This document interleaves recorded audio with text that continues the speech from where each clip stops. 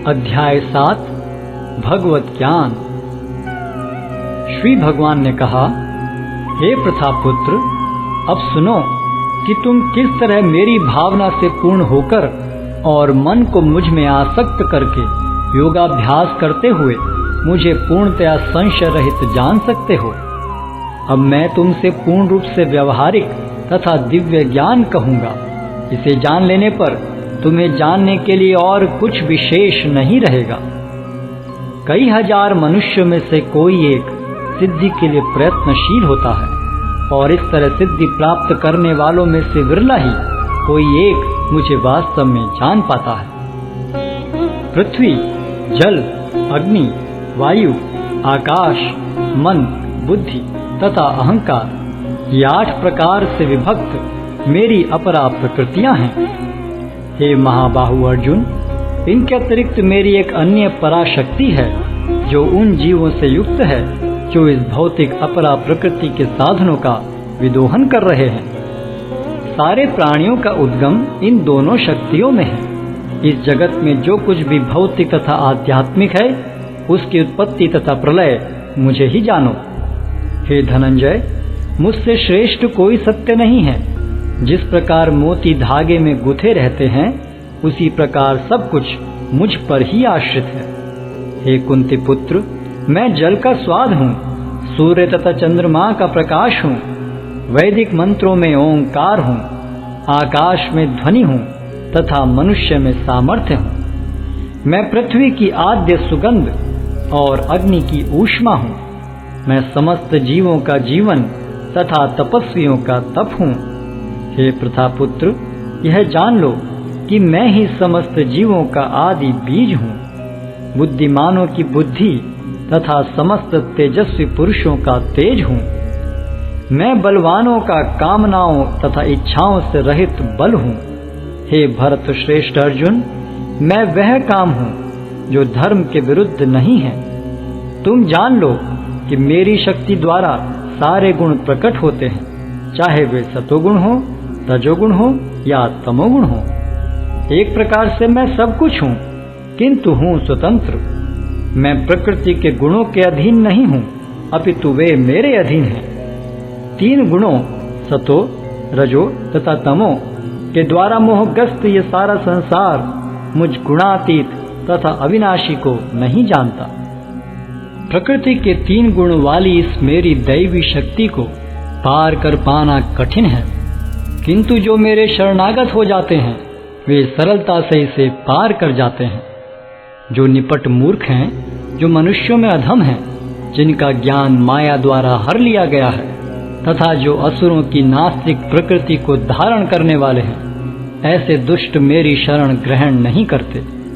हे भरत श्रेष्ठ, 4 प्रकार के पुण्यात्मा मेरी सेवा करते हैं: आर्त, जिज्ञासु, अर्थार्थी तथा ज्ञानी।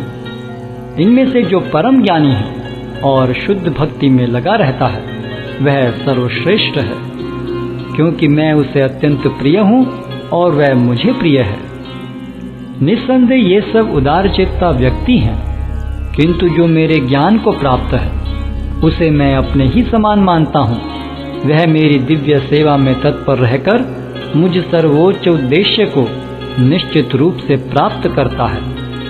अनेक जन्म जन्मांतर के बाद जिसे सचमुच ज्ञान होता है, वह मुझको समस्त कारणों का कारण जानकर मेरी शरण में आता है। ऐसा महात्मा अत्यंत दुर्लभ होता है। जिनकी बुद्धि भौतिक इच्छाओं द्वारा मारी गई है, वे देवताओं की शरण में जाते हैं और वे अपने अपने स्वभाव के अनुसार पूजा के विशेष विधि विधानों का पालन करते हैं।